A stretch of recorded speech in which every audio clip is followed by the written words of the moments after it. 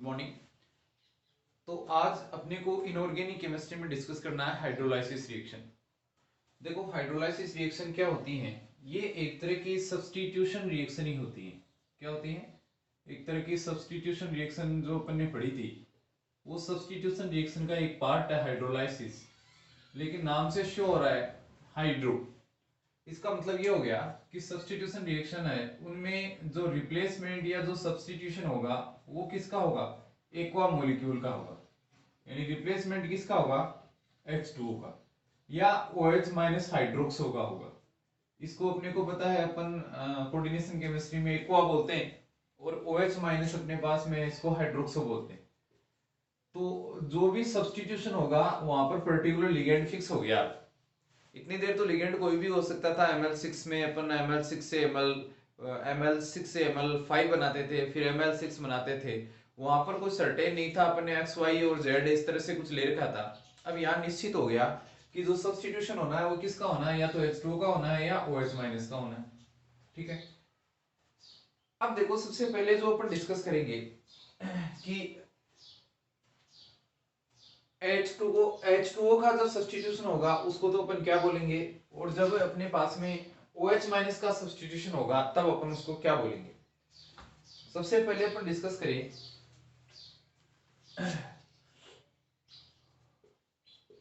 Acid hydrolysis. यानी जो hydrolysis reaction है वो दो तरह की होती है। एसिड हाइड्रोलाइसिस भी कह सकते हैं अपन इसको, या इसको एक्वेशन रिएक्शन भी कह सकते हैं। Equation reaction. अब एक्वेशन रिएक्शन है, यहां पर वर्ड दिया गया है एक्वा। एक्वा से इक्वेशन बना है, यानी वो रिएक्शन जिसमें रिप्लेसमेंट या जिसमें सब्स्टिट्यूशन किसका हो, एक्वा का हो, वो क्या कहलाता है? वो इक्वेशन रिएक्शन कहलाती है। अब देखो यहां पर इसके लिए फिक्स हो गया एसिड हाइड्रोलाइसिस। क्यों कहा गया है? क्योंकि इस प्रकार की रिएक्शन है वो लो पीएच रेंज पे होती है। लो पीएच रेंज पे होती है, यानी यहां पर जो भी अपन रिएक्शन मिक्सचर काम में लेंगे उसकी पीएच क्या होगी? कम होगी। अप्रोक्स अपन ये मान लें 3 के आसपास। तो पीएच कम हो गई तो ऑटोमेटिक एसिड हो गया। तो इसको एसिड हाइड्रोलाइसिस कह लो या एक्वेशन रिएक्शन, इस वजह से क्योंकि एक्वा मॉलिक्यूल इसके अंदर शामिल होता है। जैसे एग्जांपल के रूप में अगर अपन इसकी बात करें तो मेरे पास में एक एग्जांपल है कोबाल्ट का, CO NH3 5Cl +2। अब ध्यान रखो जिसका भी आप जिस कॉम्प्लेक्स का भी आप सब्स्टिट्यूशन करवा रहे हो उसका आपको IUPAC नाम जरूर लिखना है। जिस किसी भी कॉम्प्लेक्स का आप सब्स्टिट्यूशन करवा रहे हो उसका IUPAC नाम आपको जरूर लिखना है। तो यहां पर अपन क्या लिखेंगे? यहां पर लिखेंगे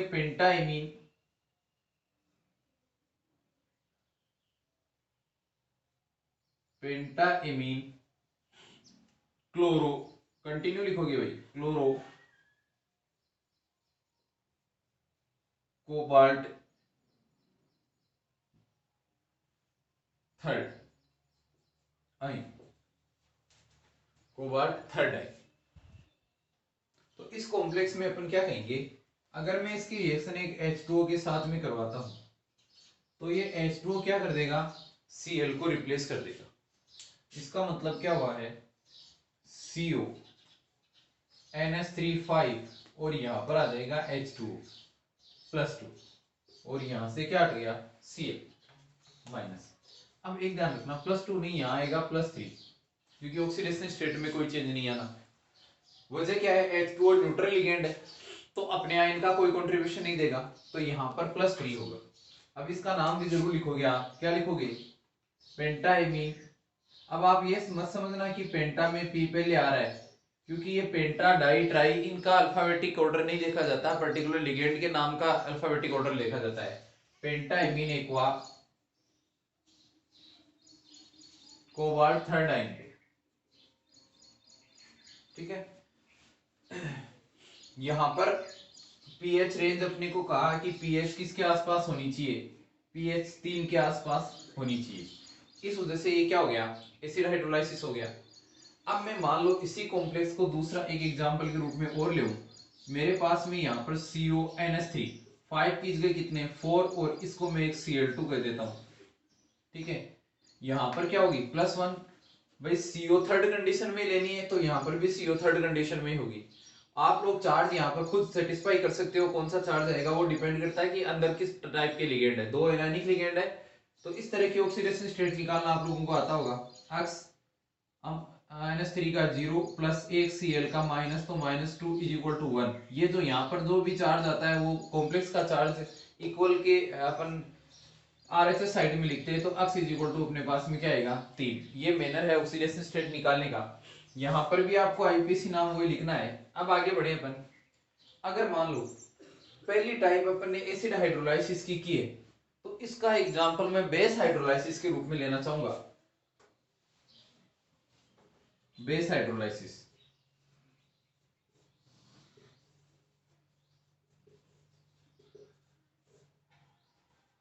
बेस हाइड्रोलाइसिस का मीनिंग ये होता है कि यहां पर अपने पास में पीएच की जो रेंज है वो काफी ज्यादा है, 10 के आसपास या इससे ज्यादा हो सकती है। और 10 के आसपास या इससे ज्यादा पीएच रेंज है, इसका मतलब वो बेसिक रेंज आ जाती है, ठीक है।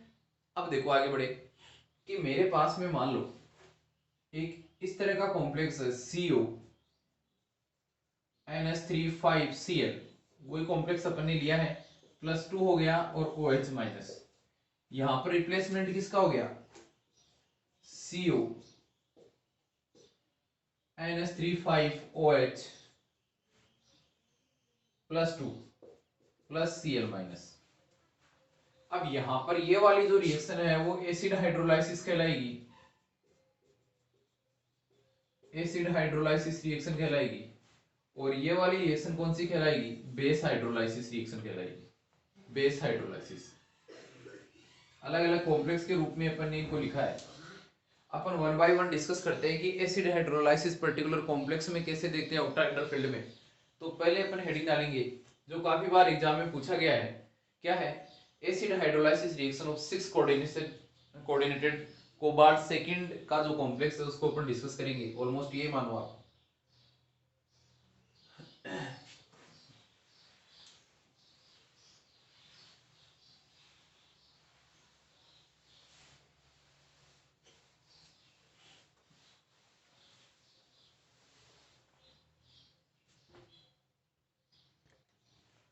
हेडिंग है एसिड हाइड्रोलाइसिस रिएक्शन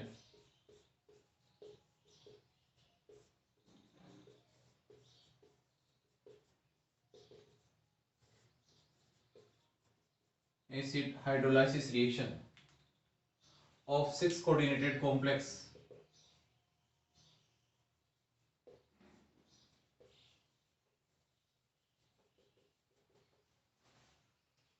किसमें है वो CO third cobalt third complex में। कोऑर्डिनेटेड कॉम्प्लेक्स कौन सा कॉम्प्लेक्स होगा वो CO third cobalt third complex.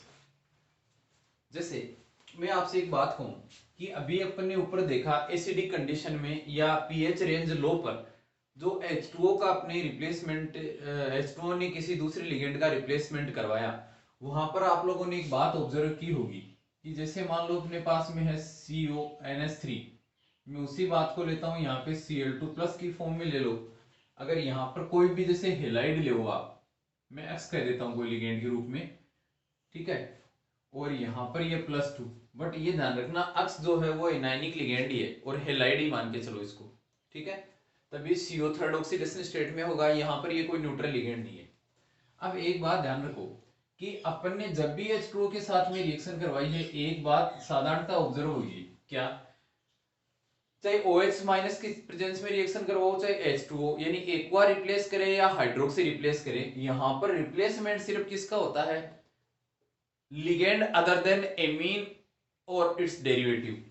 अब एमीन और इट्स डेरिवेटिव का मीनिंग में एक बार समझा देता हूं। यहां पर अपने पास में ये एमीन है, जो भी पेंटा एमीन है, इस एमीन तो ये भी हो सकता है या इसके कोई डेरिवेटिव भी हो सकते हैं। डेरिवेटिव कौन सा, जैसे इथाइलिन डाइएमीन है, ये अमोनिया का डेरिवेटिव है। कारण क्योंकि NH3 है, इसमें एक हाइड्रोजन का रिप्लेसमेंट एक NH2 ग्रुप द्वारा हो जाए तो अपने पास में हाइड्रोजन बनता है कि नहीं बनता है। अगर मान लो मैं इथाइलिन डाइमीन लूं तो इथाइलिन डाइमीन ये है।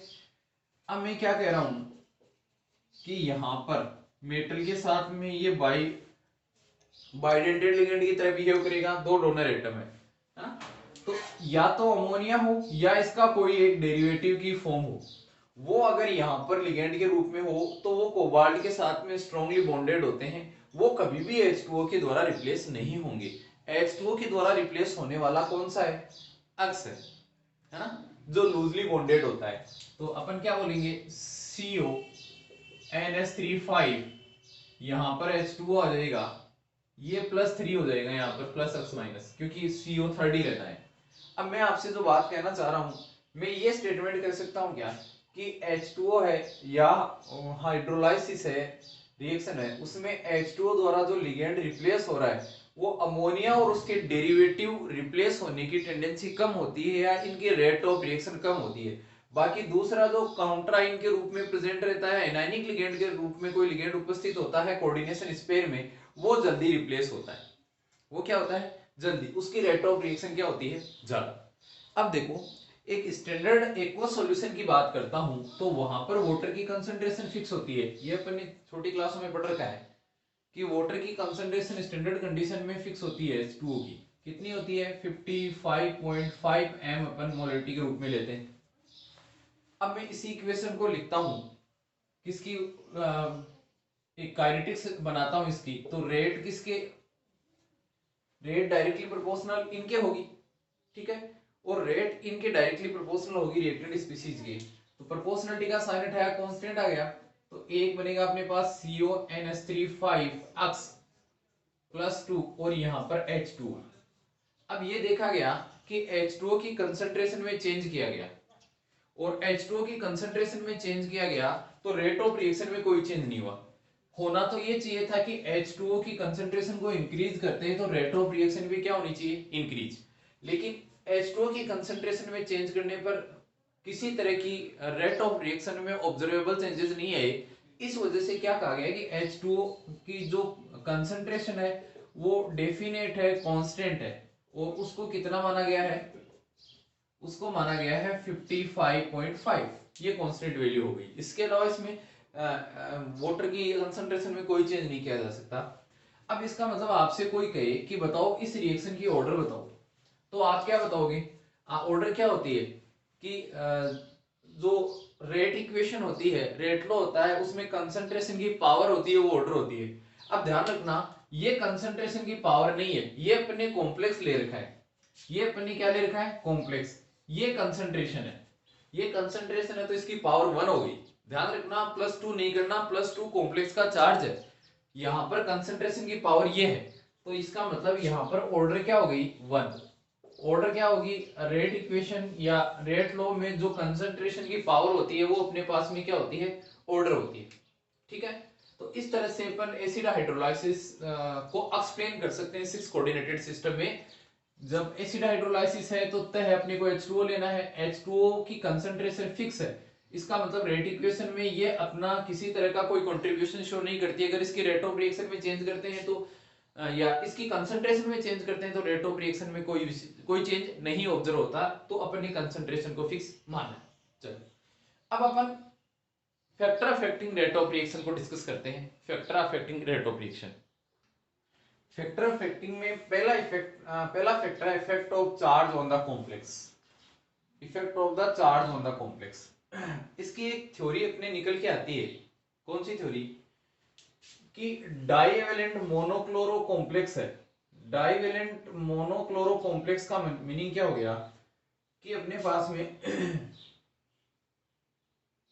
CO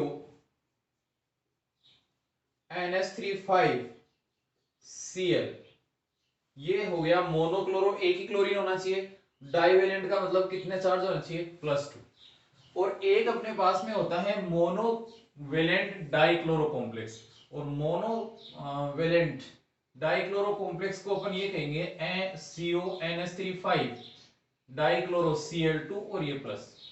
ये क्या कह रहा है? ये वाला जो कॉम्प्लेक्स है वो इस वाले कॉम्प्लेक्स की बजाय इसकी रेट बहुत कम होती है, स्लो होती है, ठीक है। इसकी रेट क्या होगी, स्लो। अब इसका मीनिंग क्या हो गया, इसका मीनिंग ये हो गया कि जैसे चार्ज कॉम्प्लेक्स पर चार्ज बढ़ रहा है, मैं ध्यान रखना, मैं कॉम्प्लेक्स पर चार्ज का बढ़ना और किसी मेटल पर चार्ज का बढ़ना दोनों चीजें अलग अलग है। मेटल की चार्ज की बात करें, मेटल की चार्ज का मतलब ऑक्सीडेशन स्टेट यहां पर भी कौन सी है, +3 है, और यहां पर भी मेटल की ऑक्सीडेशन स्टेट कौन सी है, 3 है। मैं कॉम्प्लेक्स के चार्ज की बात कर रहा हूं, यहाँ +2 है और यहाँ क्या है, प्लस। कि जैसे ही चार्ज बढ़ेगा किस पर, कॉम्प्लेक्स पर, वैसे ही कॉम्प्लेक्स की रेट ऑफ रिएक्शन डिक्रीज होगी। अब रेट ऑफ रिएक्शन का नाम आते ही आपके दिमाग में यही बात आनी चाहिए, कौन सी, क्या, कि इसमें अगर हाइड्रोलाइसिस करवाएं अपन, एसिडिक मीडिया में हाइड्रोलाइसिस करवाएं, तो जो लिगेंड है H2O वो रिप्लेस करेगा Cl को, उसकी रेट कम होगी। यानी इस वाले में क्या होगा, H2O आसानी से रिप्लेस नहीं कर सकता और इस वाले में आसानी से रिप्लेस कर सकता है। क्योंकि की पॉइंट क्या है, जैसे जैसे चार्ज बढ़ेगा वैसे वैसे रेट क्या होगी, डिक्रीज होगी। अब जैसे एग्जांपल अपन ने लिया है, इसको ये अपन ने एक एग्जांपल के रूप में बात करें तो ये एग्जांपल किसका है, मोनोवेलेंट डाइक्लोरो। मैंने पहले किसको लिया है, मोनोवेलेंट डाइक्लोरो, इसको लिया है। इसमें पहली स्टेप जो स्लो स्टेप होती है वो आरडीएस स्टेप होती है, और उसमें एक Cl क्या करता है, डिसोसिएशन होता है। क्या होता है, डिसोसिएशन। और आपको पता है डिसोसिएशन SN1 मैकेनिज्म होती है, तो सबसे पहले डिसोसिएशन होता है और फिर H2O का क्या होता है, एसोसिएशन। यहां पर भी कोऑर्डिनेशन नंबर 6 है और यहां पर भी कोऑर्डिनेशन नंबर कौन सा है, 6 है। अब मैं बात करता हूं acid hydrolysis of divalent complexes, divalent monochloro, यानी अब मैं बात किसकी करूंगा, इसकी। डाइवेलेंट मोनोक्लोरो में वो Cl हट रहा है, स्लो स्टेप है, ये अपने पास में यहां पर भी कोऑर्डिनेशन नंबर 5 है और यहां पर भी कोऑर्डिनेशन नंबर कितना है, 5। दोनों 5 कोऑर्डिनेशन नंबर वाली स्पीशीज यहां पर बनी है। उसके बाद में H2O जुड़ता है। तो ये देखा गया कि इसमें जो रेट ऑफ रिएक्शन है, जो रिएक्शन होने की दर है, रेट है, वो कौन से वाले में ज्यादा रही, इस वाले में ज्यादा रही इसकी कंपैरिजन में। वहां पर एक पैरामीटर भी अपने काम में आता है। इसके बाद में अपने को ये लिखना है, energy of charging a sphere Q2 से रिप्रेजेंट करते हैं। किसी भी स्पेयर के चार्ज को अपन किससे रिप्रेजेंट करते हैं, Q², Q2 नहीं, Q² से रिप्रेजेंट करते हैं। अब देख लेते हैं चार्ज में कितना वेरिएशन आता है। मैं सबसे पहले ये वाली जो मेरी रिएक्शन है, इसको मैं इक्वेशन फर्स्ट कह देता हूं मान लो, और इसको मैं इक्वेशन सेकंड कह देता हूं, शायद कोई दिक्कत नहीं होगी। मैं पहले फर्स्ट इक्वेशन में रिएक्टेंट से प्रोडक्ट की तरफ स्पेयर में या कॉम्प्लेक्स पे कितने चार्ज में वेरिएशन आया उसकी बात करूंगा। यहां पर मेरे पास में कौन सा चार्ज है, +1, तो चार्ज Q² है तो 1 का स्क्वायर। कॉम्प्लेक्स पर फाइनल अगर अपन स्पीशीज को देखें यहां पर, तो मेरे पास में कौन सा चार्ज आ रहा है, +2। कौन सा चार्ज आ रहा है, +2। तो +2 आ रहा है तो 2 का स्क्वायर, तो चार्ज में वेरिएशन कितना गया, 3। अब देखो इधर मेरे पास में स्टार्टिंग में जब यहां पर डाइवेलेंट मोनोक्लोरो लिया है, इसका मतलब चार्ज कितना है, 2, और फाइनल चार्ज कितना है कॉम्प्लेक्स का, 3। तो चार्ज में वेरिएशन क्या आ गया, रिएक्टेंट के चार्ज का स्क्वायर माइनस प्रोडक्ट के चार्ज का स्क्वायर, 5। इसका मतलब ओवरऑल चार्ज कहां बढ़ा है, चार्ज में यहां पर 3 चार्ज है और यहां पर कितना है, 5। इसका मतलब अपन ने एक लाइन लिखी थी कि charge on the complex increase, rate of reaction क्या होगी, डिक्रीज। यही बात अपन ने कही थी यहां पर, ठीक है। CONH3 5Cl+2, तो इसमें ये वाली स्पीसीज है, इसमें 5 आ रहा है, इसका मतलब चार्ज बढ़ रहा है, और चार्ज बढ़ रहा है तो रेट ऑफ रिएक्शन क्या होगी, डिक्रीज होगी। तो ये पहला फैक्टर अपने प्रूव किया है कि जैसे जैसे कॉम्प्लेक्स पर चार्ज बढ़ेगा उसकी रेट ऑफ रिएक्शन क्या होगी, डिक्रीज होगी। आप चार्ज पर विशेष बात जो अपने को ध्यान में रखनी है वो ये कि चार्ज को आप किसी मेटल का चार्ज नहीं माने, कॉम्प्लेक्स का चार्ज माने। ओके ओके, फिर आगे बढ़ते हैं अपन। नेक्स्ट फैक्टर अपने पास में आएगा इफेक्ट ऑफ किलेशन। शायद आपको दिख रहा होगा, मैं थोड़ा सा इसको यूं शो कर देता हूं। इफेक्ट ऑफ किलेशन आप लोग नोट कर लीजिएगा। इफेक्ट ऑफ किलेशन में देखो अपन क्या देखते हैं। इफेक्ट ऑफ किलेशन में सबसे पहले अपने को किलेट का पता होना चाहिए कि चिलेट या किलेट क्या होता है। चिलेट का मतलब अपने पास में होता है, ये लोग आप लोग जानते हो कि किसी भी केंद्रीय धातु परमाणु है, सेंट्रल मेटल एटम को जितने डोनर एटम ज्यादा होंगे, एक ही मॉलिक्यूल में बाइडेंटेड ट्राइडेंटेड की मैं बात करता हूं, तो वहां पर ये मेटल के साथ में कोऑर्डिनेट होती है तो एक साइक्लिक रिंग का निर्माण करती है। और साइक्लिक रिंग के निर्माण पर क्या होगा, जैसे ये किसी साइक्लिक रिंग का निर्माण हो करेगी, साइक्लिक रिंग का फॉर्मेशन करेगी, उस साइक्लिक रिंग से क्या होगा, सिस्टम की एंट्रोपी बढ़ती है। ध्यान रखना ये क्वेश्चन बहुत इंपॉर्टेंट है, बहुत सारे स्टूडेंट्स को इसके बारे में नहीं पता रहता है कि कीलेशन की वजह से स्टेबिलिटी क्यों आती है। कीलेशन की वजह से थर्मोडायनेमिक्स अप्रोच की वजह से स्टेबिलिटी आती है, और थर्मोडायनेमिक्स अप्रोच कहती है जैसे साइक्लिक रिंग का फॉर्मेशन होता है तो एंट्रोपी इंक्रीज होती है, और जब एंट्रोपी इंक्रीज होती है तो डेफिनेटली जो आप लोगों के पास में कॉम्प्लेक्स है वो क्या होता है, स्टेबल होता है। कॉम्प्लेक्स क्या होगा, स्टेबल होगा। ठीक है, इतनी बात तो अपने को जानकारी है। और जो कॉम्प्लेक्स स्टेबल होगा, कॉम्प्लेक्स स्टेबल होगा, उसकी रेट ऑफ रिएक्शन भी क्या होगी, कम होगी, डिक्रीज होगी। अब एक बात और याद रखो, एक क्या रखो, अगर मान लो कोई भी साइज है, साइज अगर किसी भी मेटल की बढ़ती है या साइज इंक्रीज होती है किसी भी कॉम्प्लेक्स की, इसका मतलब क्या होता है, वहां पर सोल्वेशन कम होता है। सोल्वेशन का मतलब क्या होता है, ये समझ लो। सोल्वेशन का मतलब होता है एक्वा मॉलिक्यूल या H2O का जुड़ना, ऐड होना। जैसे मान लो कोई मेटल है, ये ऐसा क्यों होता है इसकी जानकारी भी अपन ले लें। या पूरा कोई कॉम्प्लेक्स है, अगर यहां पर उसकी चार्ज या पूरा उसकी साइज जितनी ज्यादा बड़ी होगी, आप लोगों ने एस ब्लॉक एलिमेंट में एक बात पढ़ी होगी कभी, प्रीवियस जो भी क्लासें आपकी छोटी क्लासें रही है उनमें, कि आपको पता है लिथियम और सीजियम में साइज डिफरेंस होता है। सीजियम की साइज बड़ी होती है और लिथियम की साइज छोटी होती है। छोटी साइज में H2O के मॉलिक्यूल ज्यादा जुड़ते हैं, वजह यह होती है कि छोटी साइज पर चार्ज डेंसिटी बढ़ जाती है, जिसकी वजह से H2O के मॉलिक्यूल ज्यादा अट्रैक्ट होंगे। H2O के मॉलिक्यूल ज्यादा अट्रैक्ट होंगे, और जैसे H2O के मॉलिक्यूल पहली लाइन में या पहले स्पेयर में जुड़े, वो पोलराइज हो जाएंगे और वो दूसरे H2O के मॉलिक्यूल के साथ में H बॉन्ड बना लेंगे। लेकिन लार्ज साइज में ऐसा नहीं होता। तो आप ओवरऑल कंक्लूजन ये माने कि साइज बढ़ जाती है तो सॉल्वेशन टेंडेंसी क्या हो जाती है, घट जाती है। यहां पर एसिड हाइड्रोलाइसिस में अपन क्या करते हैं, एसिड हाइड्रोलाइसिस के केस में अपन यही तो करते हैं कि वाटर मॉलिक्यूल ऐड होता है, और वाटर मॉलिक्यूल का ऐड होना क्या कहलाता है, सॉल्वेशन कहलाता है। तो अपन क्या बोलेंगे कि जैसे अमोनिया है अपने पास में, NH3 मॉलिक्यूल, किसमें, कॉम्प्लेक्स ले लो आप, जैसे CO NH3 Cl+2, इस कॉम्प्लेक्स में अमोनिया है। ठीक है ना। अगर मान लो अमोनिया का रिप्लेसमेंट अपन करवाएं, अमोनिया रहे या रिप्लेसमेंट करवाएं पार्शियली, पार्शियली का मतलब जैसे मान लो एक अमोनिया का रिप्लेसमेंट करवा दिया तो ये 4 हो गया। अगर मान लो सारी अमोनिया का रिप्लेसमेंट करवा दिया तो सारे हट जाएंगे, है ना। किसके द्वारा करवाया जाए, वो करवाया जाए कुछ पॉलीएमीन्स के द्वारा, जिनमें अपन ये कह सकते हैं इथाइलिन डाइएमीन, ट्राइन। अब ये क्या होते हैं, इथाइलिन डाइएमीन का मतलब होता है CH2 CH2 NH2। ये किसी मेटल के साथ में इस तरह से जुड़ेंगे। ट्राइन का मतलब क्या होता है कि CH, ये NH2, फिर CH2 CH NH2 CH2 CH NH2। इसका मतलब क्या हो गया, ये हो गया डाइथाइलिन। इसको ऐसे भी कह सकते हो आप, जैसे ये NH, डाइथाइलिन और ट्राइएमीन।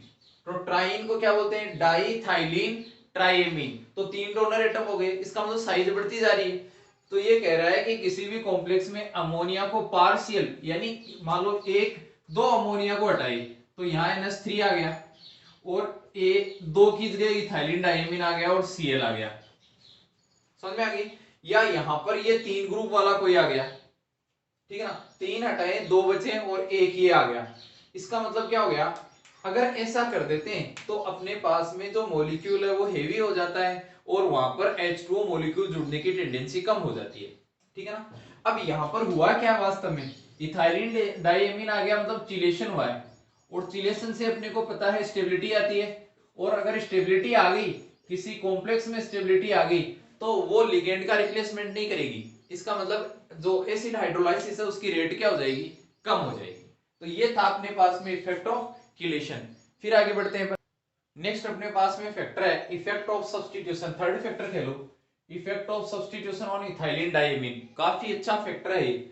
अगर मान लो मेरे पास में कोई भी मेटल है या कोबाल्ट का कोई कॉम्प्लेक्स ले लो, और यहां पर मेरे पास में मान लो इथाइलिन डाइमीन है ना, और इथाइलिन डाइमीन के दो मॉलिक्यूल है अपने पास, और यहां पर Cl2 है, ठीक है, इसमें अपने पास में +3 चार्ज है, तो ये इस कॉम्प्लेक्स को मान लो आप।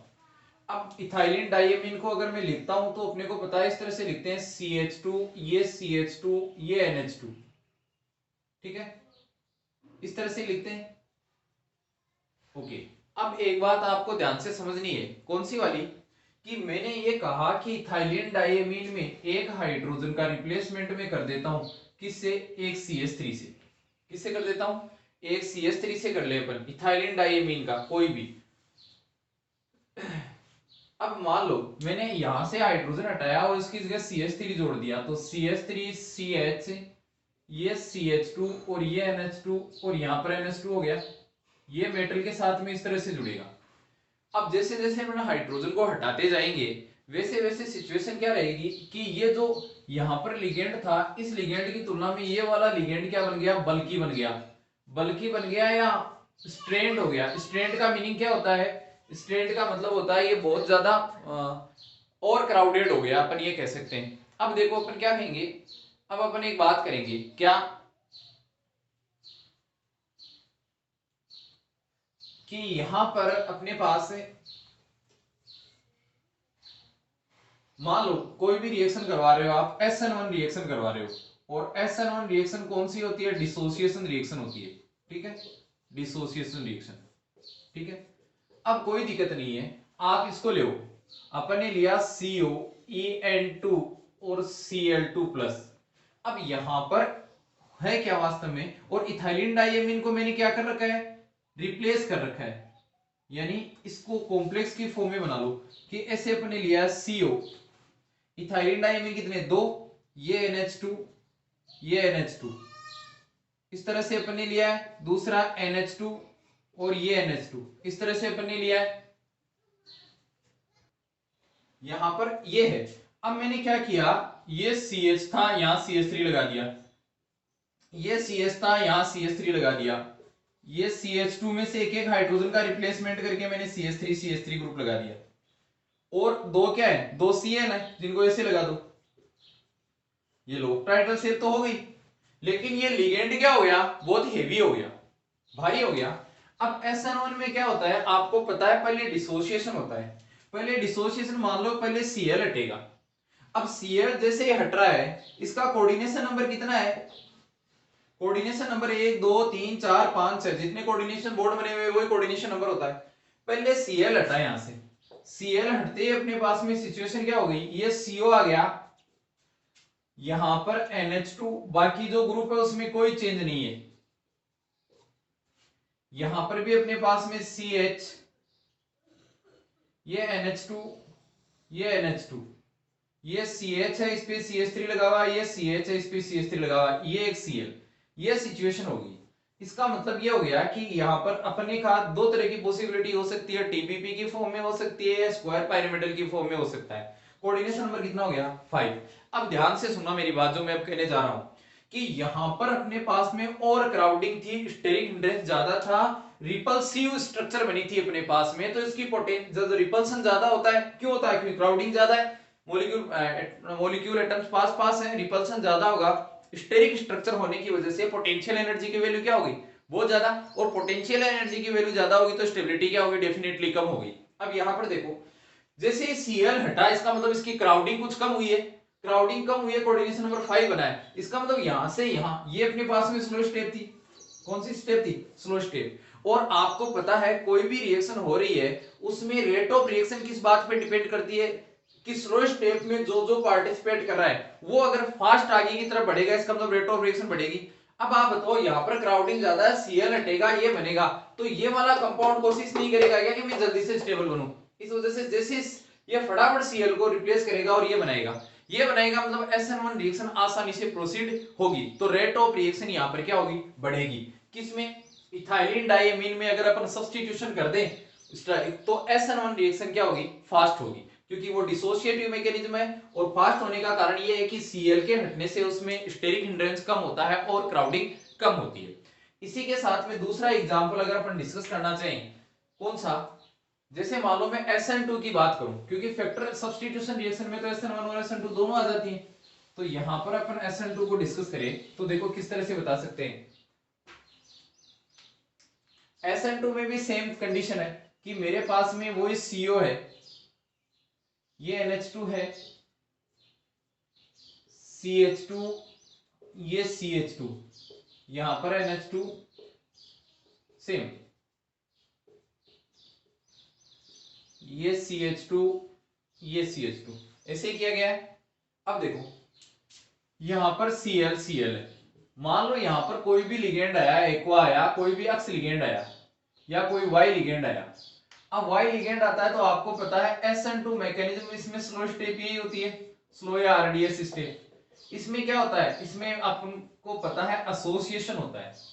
अब एसोसिएशन होगा इसका मतलब ये वाई पहले इनके साथ जुड़ेगा। आप सोचो वाई अगर इनके साथ जुड़ता है तो पहले से भी स्टेरिक हिंड्रेंस थी और वाई के जुड़ने से और ज्यादा बढ़ गई। यहां पर अपन ने रिप्लेस करवाया वाई इनको, और ज्यादा स्टेरिक हिंड्रेंस बढ़ गई तो ये क्या हो गया, लेस स्टेबल हो गया। तो लेस स्टेबल हो गया तो क्या हो गया, SN2 डिसोसिएशन या SN2 या एसोसिएशन मैकेनिज्म है वो सब्स्टिट्यूटेड इथाइलिन डाइएमीन युक्त कॉम्प्लेक्स पर धीरे होती है, स्लो होती है, हार्डली होती है, क्योंकि यहां पर इससे नेक्स्ट जो स्पीशीज बनेगी वो कोऑर्डिनेशन नंबर 7 वाली होगी। आपको मैंने ये बताया कि जो कोऑर्डिनेशन नंबर 6 वाली है वो ही ज्यादा लेस स्टेबल है, तो 7 वाली तो बहुत ज्यादा लेस स्टेबल होगी, है ना। इस वजह से इधर जाने पर अगर बनने वाली स्पीशीज लेस स्टेबल हो रही है, इसका मतलब डेफिनेटली रेट ऑफ रिएक्शन क्या होगी, कम। ये इफेक्ट था सब्स्टिट्यूशन ऑफ इथाइलिन डाइएमीन पर। अब नेक्स्ट और लास्ट फैक्टर है अपना effect of leaving group. Effect of leaving group की बात करें, जैसे मान लो मेरे पास में कॉम्प्लेक्स है CONH3 5 अक्स, अपने पास में अक्स एनाइनिक लिगेंड है, ये कन्फर्म है, ये हेलाइड है, ये जरूरी नहीं, मैंने स्टार्टिंग में बताया ये एनाइनिक लिगेंड है, ठीक है। और यहां पर अगर मैं मानूं कि +2, अगर मैं इसकी रिएक्शन करवाऊं H2O के साथ, अब H2O के साथ रिएक्शन कब होगी, रिप्लेसमेंट कब होगा, सब्स्टिट्यूशन कब होगा, जितना जल्दी ये जो अक्स है, ये यहां लिखने से कोई मीनिंग नहीं है, वास्तव में अक्स किससे जुड़ा है, CO से। आप NH3 को देखो, ये मान लो ये 5 NH3 है, मैं N से शो करता हूं, ये 5 NH3 है, तो एक अक्स भी तो जुड़ा हुआ है, वो मेटल से जुड़ा हुआ है, सारे कोऑर्डिनेट बना रखा है, कोऑर्डिनेशन मोड बना रखा है। जितना आसानी से CO और अक्स के बीच का बॉन्ड जितना वीक होगा उतना ही जल्दी टूटेगा, और जितना जल्दी ये टूटेगा उतना ही H2O यहां आएगा जल्दी। इसका मतलब है लिविंग ग्रुप का रिप्लेसमेंट अपन करते हैं तो मैं ये कह सकता हूं कि जितना बेस्ट लिविंग ग्रुप होगा ये उतना ही जल्दी H2O आएगा। और लिविंग ग्रुप का ऑर्डर ये होता है लिगेंड के रेस्पेक्ट में, जो भी अक्स अपन ने ले रखा है वो अक्स एनाइनिक लिगेंड है, अगर HCO3 है तो वो सबसे फास्ट होगा, NO3I-BrCl सब दे रखा है, इसका ये ऑर्डर होता है। कौन सा ऑर्डर, लिविंग ग्रुप का ऑर्डर। मैंने फिर रिपीट करना है कि जितना बेस्ट लिविंग ग्रुप होगा जल्दी अपने कंपाउंड को छोड़ेगा, जल्दी अपनी मेटल को छोड़ेगा उतना ही जल्दी एक्वा मॉलिक्यूल क्या करेगा, आके जुड़ेगा, और रिप्लेसमेंट रिएक्शन या सब्स्टिट्यूशन रिएक्शन या एसिड हाइड्रोलाइसिस रिएक्शन उतनी क्या होगी, फास्ट होगी। ओके स्टूडेंट्स, आगे अपन बेस हाइड्रोलाइसिस रिएक्शन और एस एंड डेस डिसोसिएशन एसोसिएशन मैकेनिज्म वगैरह का डिस्कस करेंगे नेक्स्ट वीडियो में। Thank you.